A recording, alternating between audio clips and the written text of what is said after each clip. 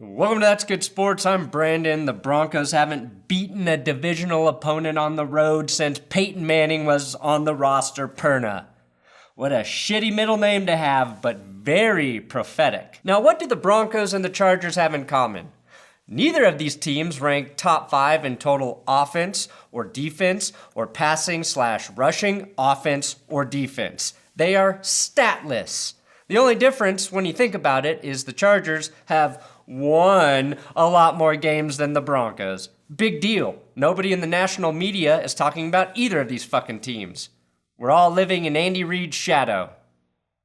No, not a fat joke. It's a compliment to how exciting their offense is. Today I'm going to break down the Broncos versus Chargers matchup in ways only a true Wadmanian could appreciate. What's a Wadmanian? Well, you gotta watch and find out. And subscribe. Let's get sports.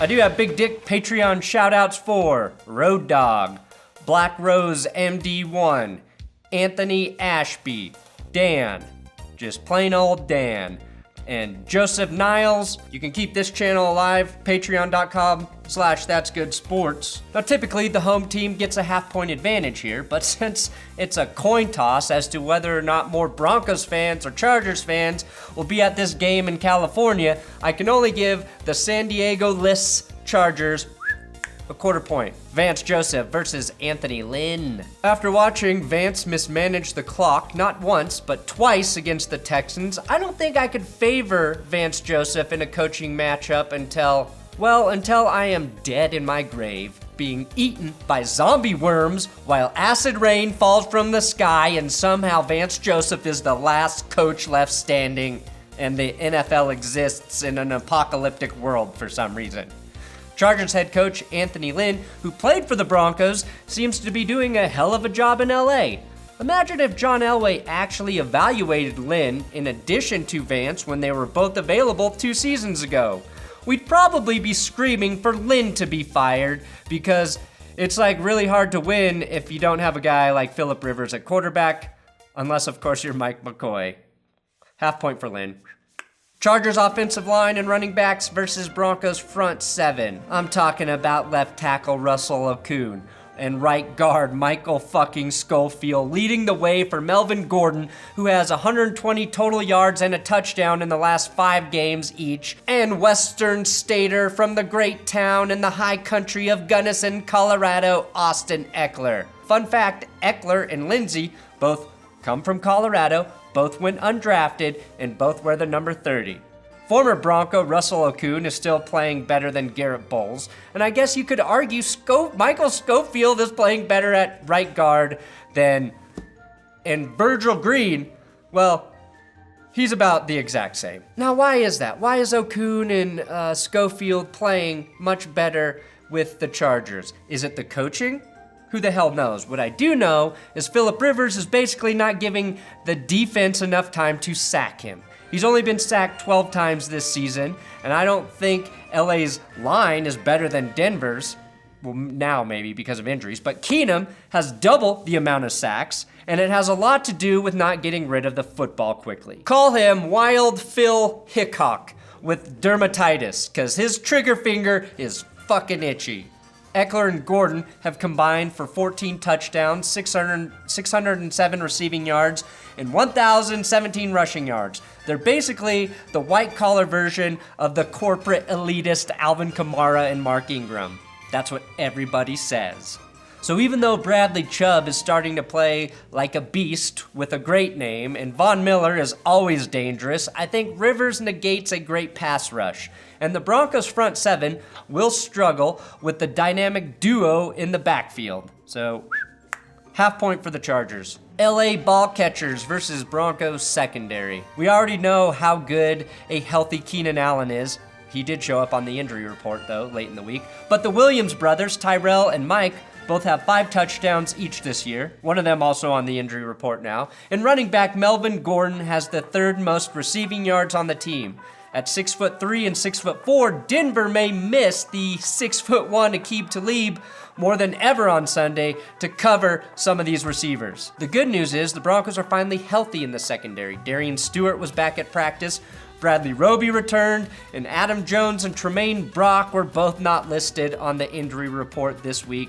Sua Cravens will get his second game of action, so optimistically, we will see the best the Broncos have to offer on the back end of the defense. Optimistically, Joe Woods should move Bradley Roby back to nickel and rotate Jones and Brock opposite of Chris Harris depending on the matchup and who is playing well. A banged-up Broncos secondary did pretty well against the Texans, so I'll only give the Chargers a 0.25 advantage. They've got possible injury issues there. Now, if you follow me on Instagram, you already know that Gary Kubiak made a real big dick move this week, putting this sexy Koob picture on the new banner of the Broncos Stadium, replacing DT. You don't mess with Cowboy Koobs. Special teams versus special teams, aka Wadmania. Wadman was the superhero that Stan Lee probably smartly never thought of. But fortunately, we have Mike Kliss to introduce Wadmania. It's just like Tebow Mania or Beatlemania, except instead of God's Son or a British rock band, it's a punter from UC Davis who's averaging 43.3 yards per punt. If this is sarcasm by Mike Kliss, it might be his greatest work.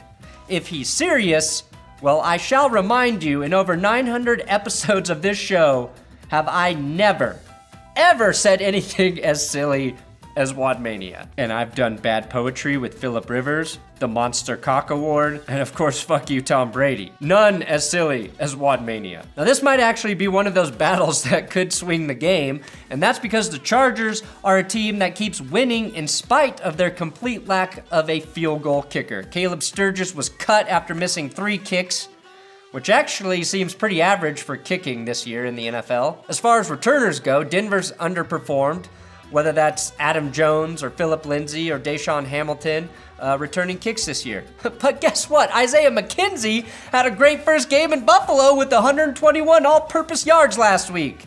But that's okay, because Broncos fans can now sleep easy. Take your wad, spit it, it's Wadmania. Take your wad, blow it, it's Wadmania. Broncos, Wadmania, mania. Broncos O-line and running backs versus Chargers front seven. Things in this department went from okay, with Royce Freeman returning to practice, to we might be fucked after Max Garcia tore his ACL yesterday. And that's on top of Ron Leary and Matt Paradis already being done for the season. I will say, Garcia's so tough that he didn't even know he tore his fucking ACL during practice. He found out today when his knee felt a little weird. Now, Connor McGovern will be the starting center, as expected. Not sure who will play left guard now, but Elijah Wilkinson will start at right guard. You might quietly be asking yourself at your lonely office desk, who the fuck is that? Which is fair that you don't know who the third string swing tackle being moved to play guard is. He, next to Jared Beldier, basically makes the Broncos' right side of the offensive line as big as a very, very small killer whale. That's impressive, even though it doesn't sound like it. Now, Phillip Lindsay, 4 touchdowns, 591 rushing yards, and 160 receiving yards this year. Royce Freeman, 4 TDs and 309 rushing yards. And Devontae Booker, 144 rushing, 158 receiving, and 1 touchdown. We'd all agree the run game has been the biggest bright spot on this team, and yet they have combined for 5 fewer touchdowns than Gordon and Ekeler and about 300 fewer total yards, which makes them the blue-collar version of Gordon and Ekeler. Joey Bosa has now been upgraded to questionable, which, if this were a Patriots injury report, would mean he's definitely playing. Hard to imagine if he does play, he'll play a lot, but who the hell knows. But they are giving up 112 rushing yards per game and actually have fewer sacks than the Broncos with 26 on the season, which I think goes to show you how important Bosa is to the entire ecosystem of that defense. And I was going to give the Broncos an advantage here until that Garcia news came out. However, Melvin Ingram will be facing Garrett Bowles. That matchup could single-handedly win the game for the Chargers. Broncos ball catchers versus Chargers secondary. Overall, I'd say the Chargers defense isn't as good as it was in 2017. One area they're doing pretty well in is interceptions with 10 on the season.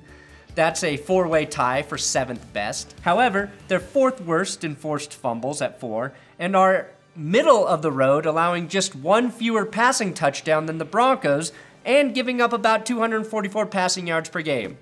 Those are a lot of stats. The truth is, safety Derwin James may win Defensive Rookie of the Year unless Chubb keeps his current pace of sacks going. Casey Hayward and Desmond King are great corners who will be facing a very young receiving group for the Broncos. If there weren't so many injuries on that goddamn Broncos line, I'd like the Broncos' chances here with an extra week to game plan, and because Emmanuel Sanders has been great, Jeff Hireman might be a real threat, and there is legit young talent on the roster. The problem is, I don't know if Denver can run or throw the ball behind the line right now. So I'll stay positive, and I'll give the Broncos ball men 0.25 advantage. Case Keenum versus Phillip Rivers. Okay, let's just take a quick glance at the numbers here. Phillip Rivers has thrown 21 touchdowns to just 4 interceptions this season. Now, I'm no math wizard, but if you simplify that into a touchdown to interception ratio, you'll get, oh shit, well actually it's still 21-4, which is almost as good as 21-3, which would be 7-1, which is also the kids to parent ratio Tiffany Rivers gets stuck with every weekend. And that means That's Good Sports is 11 for 11 on Phillip Rivers has a lot of kids' jokes in the 2018 season. Woo! We did it. We keep the streaks alive here. Good, bad, don't give a shit. We keep streaks alive. Not an underwear joke. Case Keenum's ratio is a little less girthy at 11-10. Given that they both have pretty strong supporting casts as far as playmakers go, maybe with the slight edge to Rivers, the disparity in numbers speaks for itself.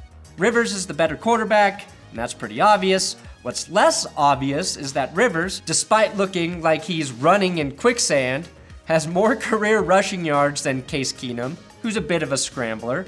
The Broncos' defense better be alert for the QB draw, the keeper, the power, the read option, or the naked bootleg from Rivers, whose Native American name is runs upstream. I think Keenum's is peas upstream, as the league's worst red zone passer rating would indicate. 1 full point for Rivers. Earlier this week, Case Keenum said the best is yet to come for the Broncos offense. You mean better than the worst fucking red zone passer rating in the league? I'd hope so, Case. I would hope so. I'll take the average is yet to come in that category right now. Back down to earth, Brandon. Come back down to earth, baby. Look, it's clear LA has the advantage in a lot of areas, and I was feeling pretty good about this matchup until Max Garcia got hurt. Don't get me wrong, he's not a Pro Bowl guard, but the thing that was working all year was the run blocking / rush attack. Maybe it continues, but I need to see it first. So unlike your parents, I won't tell you everything is okay and you can be whatever you want when you grow up. Otherwise, you'll end up like me on YouTube. Chargers win 29-19, weird score for what I think is gonna be a weird game. The silver lining is the Broncos get a good look at a lot of offensive linemen who may be starters for them next year, because there's no guaranteeing Matt Paradis is coming back. There's no guarantee Max Garcia will be back. There's no guarantee Ron Leary will be back. Thanks for watching. That's Good Sports Broncos Chargers prediction episode. I do a podcast every week with @Wilkie6. That's his name on Twitter, not his real life name. That's Good Sports Podcast. It's on iTunes, Podbean, my second channel, That's Good Podcasts, so check it out. Feel free to watch more videos by clicking whatever's on the screen right now.